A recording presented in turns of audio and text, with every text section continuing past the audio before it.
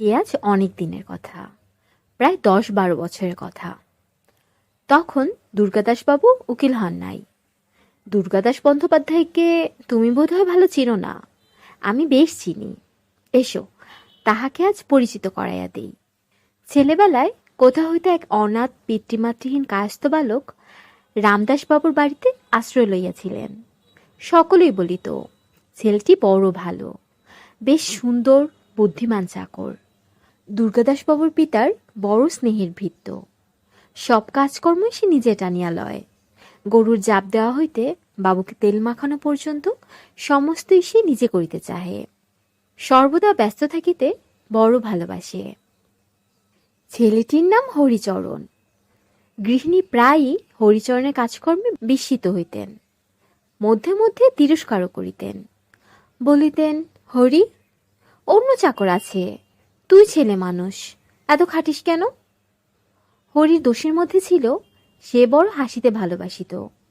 হাসিয়া উত্তর করিত, মা, আমরা গরিব লোক, চিরকাল খাটতেই হবে, আর বসে থেকেই বা কি হবে? এইরূপ কাজকর্মে সুখে স্নেহের করে হরিচরণের প্রায় ১ বছর কাটিয়া গেল। সুরো রামদাসবাবুর ছোট মেয়ে। সুরোর বয়স এখন প্রায় ৫-৬ বছর। হরিচরণের সহিত সুরোর বড় আত্মীয়ভাব দেখা যাইত। যখন দুগ্ধপানের নিমিত্তে গৃহিণীর সহিত সুরোর দ্বন্দ্বযুদ্ধ করিত, যখন মা অনেক অযথা বৎসা করিয়াও এই ক্ষুদ্র কন্যাটিকে সমতে আনিতে পারিতেন না, এবং দুগ্ধপানের বিশেষ আবশ্যকতা ও তাহার অভাবে কন্যারত্নের আশু প্রাণবিয়োগের আশঙ্কায় শঙ্কান্বিত হইয়া বিষম ক্রোধে সুরবালার গণ্ডদয় বিশেষ টিপিয়া ধরিয়াও তাকে দুধ খাওয়াইতে পারিতেন না, তখনও হরিচরণের কথায় অনেক ফল লাভ হইত। যাক, অনেক বাজে কথা বকিয়া ফেলিলাম, আসল কথাটা এখন বলি, শোনো। না হয় সুরো হরিচরণকে ভালোবাসিত। দুর্গাদাসবাবুর যখন ২০ বৎসর বয়স, তখনকার কথাই বলিতেছি। দুর্গাদাস এতদিন কলিকাতাতেই পড়িত। বাড়ি আসিতে হইলে স্টিমারে দক্ষিণ দিকে যাইতে হইত। তাহার পরেও প্রায় হাঁটা পথে ১০-১২ ক্রোশ আসিতে হইত। সুতরাং পথটা বড় সহজগম্য ছিল না। এই জন্যই দুর্গাদাসবাবুর বড় একটা বাড়িতে যাইতেন না। ছেলে বিয়ে পাশ হইয়া বাড়ি আসিয়াছে। মাতা ঠাকুরানী অতিশয় ব্যস্ত। ছেলেকে ভালো করিয়া খাওয়াইতে দাওয়াইতে, যত্ন আত্মীয়তা করিতে যেন বাড়ি শুদ্ধ সকলেই একসঙ্গে উৎকণ্ঠিত হইয়া পড়িল। দুর্গাদাস জিজ্ঞাসা করিল, মা, এই ছেলেটি কে গা? মা বলিলেন, এটি একজন কায়েতের ছেলে, বাপ মা নেই, তাই কর্তাও কি নিজে রেখেছেন। চাকরের কাজকর্ম সমস্তই করে, আর বড় শান্ত, কোনো কথাতেই রাগ করে না। আহা, বাপ মা নেই, তাতে ছেলে মানুষ, আমি বড় ভালোবাসি। বাড়ি আসিয়া দুর্গাদাসবাবু হরিচরণেরই পরিচয় পাইলেন। যাহা হোক, আজকাল হরিচরণের অনেক কাজ বাড়িয়া গিয়াছে।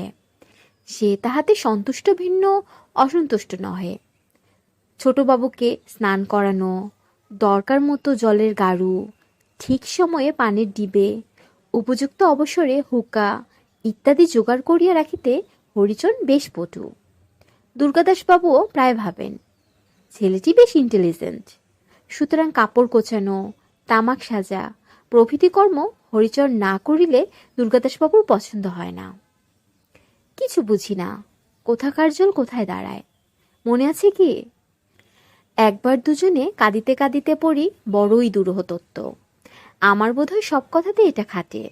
দেখেছ কি, ভালো থেকে কেবল ভালোই দাঁড়ায়, মন্দ কি কখনো আসিয়া দাঁড়ায় না? যদি না দেখিয়া থাকো তবে এসো, আজ তোমাকে দেখাই। বড়ই দুরূহ তত্ত্ব।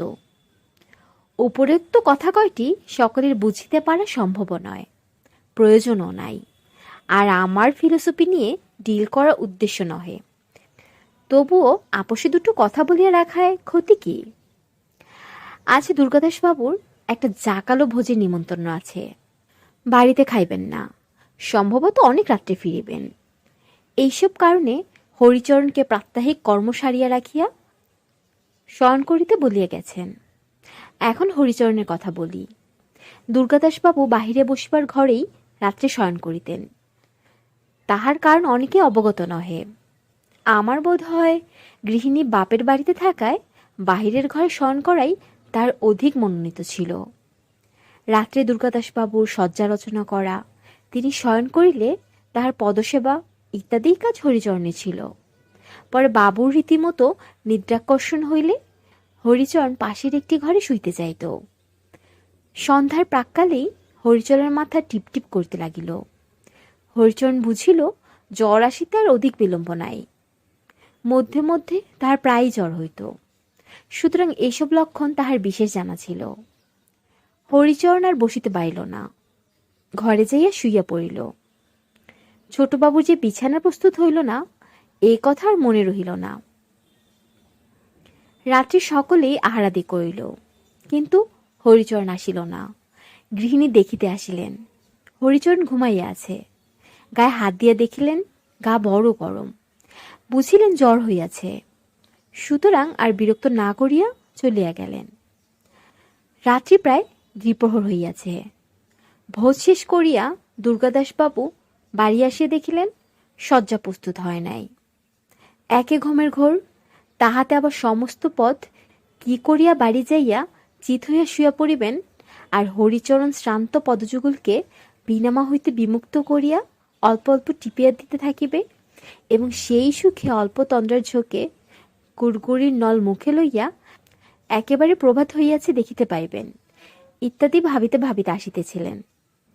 একেবারে হতাশ হইয়া বিমর্ষ জ্বলিয়া উঠিলেন। মহাক্রুদ্ধ হইয়া দুই চারিবার হরিহরণ, হরি হরে ইত্যাদি রবে চিৎকার করিলেন। কিন্তু কোথায় হরি? সে জ্বরের প্রকোপে সজ্ঞাহীন হইয়া পড়িয়াছে। তখন দুর্গাদাসবাবু ভাবিলেন বেটা ঘুমাইয়াছে। ঘরে গিয়া দেখিলেন বেশ মুড়ি দিয়া শুইয়া আছে। আর সহ্য হইল না। ভয়ানক জোরে হরির চুল টানিয়া ধরিয়া তাকে বসাইবার চেষ্টা করিলেন, কিন্তু হরি ঢলিয়া বিছানার উপর পুনর্বার শুইয়া পড়িল। তখন ভীষণ ক্রুদ্ধ হইয়া দুর্গাদাসবাবু হিতাহিত বিস্মৃত হইলেন। হরির পিঠে সবুট পদাঘাত করিলেন। সে ভীম প্রহারে চৈতন্য লাভ করিয়া উঠিয়া বসিল। দুর্গাদাসবাবু বলিলেন, কচি খোকা ঘুমিয়ে পড়েছে, বিছানাটাকে আমি করব? কথায় কথায় রাগ আরো বাড়িয়া গেল। হস্তের বেত্রযষ্টি আবার হরিচরণের পৃষ্ঠে বার দুই তিন পড়িয়া গেল। হরিরাত্রে যখন পদসেবা করিতেছিল, তখন এক ফোঁটা গরম জল বোধ হয় দুর্গাদাসবাবুর পায়ের উপর পড়িয়াছিল। সমস্ত রাত্রি দুর্গাদাসবাবুর নিদ্রা হয় নাই। এক ফোঁটা জল বড়ই গরম বোধ হইয়াছিল। দুর্গাদাসবাবু হরিচরণকে বড়ই ভালোবাসিতেন। তাহার নম্রতার জন্য সে দুর্গাদাসবাবুর কেন সকলেরই প্রিয় পাত্র ছিল। বিশেষ এই মাসখানেকের ঘনিষ্ঠতায় সে আরো প্রিয় হইয়া দাঁড়িয়েছিল। রাত্রে কতবার দুর্গাদাসবাবুর মনে হইল যে একবার দেখে আসেন, কত লাগিয়াছে, কত ফুলিয়াছে। কিন্তু সে যে চাকর, তা তো ভালো দেখায় না। কতবার মনে হইল একবার জিজ্ঞাসা করিয়া আসেন জ্বরটা কমিয়াছে কিনা, কিন্তু তাহাতে যে লজ্জা বোধ হয়। সকালবেলায় হরিচরণ মুখ ধুইবার জল আনিয়া দিল, তামাক সাজিয়া দিল। দুর্গাদাসবাবু তখনও যদি বলিতেন, আহা সে তো বালক মাত্র, তখনও তো তাহার 13 বর্ষ উত্তীর্ণ হয় নাই। বালক বলিয়াও যদি একবার কাছে টানিয়া লইয়া দেখিতেন, তোমার বেতের আঘাতে কিরূপ রক্ত জমিয়া আছে, তোমার জুতার কাঠিতে কিরূপ ফুলিয়া উঠিয়াছে, বালককে আর লজ্জা কি? বেলা 9টার সময় কোথা হইতে একখানা টেলিগ্রাম আসিল। তারের সংবাদে দুর্গাদাসবাবুর মনটা কেমন বিচলিত হইয়া উঠিল। খুলিয়া দেখিলেন স্ত্রীর বড় পীড়া। ধরাস করিয়া বুকখানা এক হাত বসিয়া গেল। সেদিনই তাহাকে কলিকাতা চলে আসিতে হইল। গাড়িতে উঠিয়া ভাবিলেন, ভগবান, বুঝিবা প্রায়শ্চিত্ত হয়। প্রায় মাসখানেক হইয়া গিয়াছে। দুর্গাদাসবাবুর মুখখানি আজ বড় প্রফুল্ল। তাহার স্ত্রী এই যাত্রায় বাঁচিয়া গিয়াছেন, অদ্য পথ্য পাইয়াছেন। বাড়ি হইতে একখানা পত্র আসিয়াছে। পত্রখানি দুর্গাদাসবাবুর কনিষ্ঠ ভ্রাতার লিখিত। তলায় এক স্থানে পুরুষ বলিয়া লিখিত রয়েছে, বড় দুঃখের কথা, কাল সকালবেলা 10 দিনের জ্বর বিকারে আমাদের হরিচরণ মরিয়া গিয়াছে। মরিবার আগে সে অনেকবার আপনাকে দেখিতে চাইয়াছিল। আহা, পিতৃমাতৃহীন অনাথ। ধীরে ধীরে দুর্গাদাসবাবু পত্রখানা শতধা ছিন্ন করিয়া ফেলিয়া দিলেন। গল্পটি ভালো লাগলে সাবস্ক্রাইব করে পাশে থাকুন, আর আপনার পছন্দের গল্প শুনতে চাইলে কমেন্টে জানাতে পারেন। ভালো থাকবেন, সুস্থ থাকবেন, আর নিজের খেয়াল রাখবেন। আল্লাহ হাফেজ।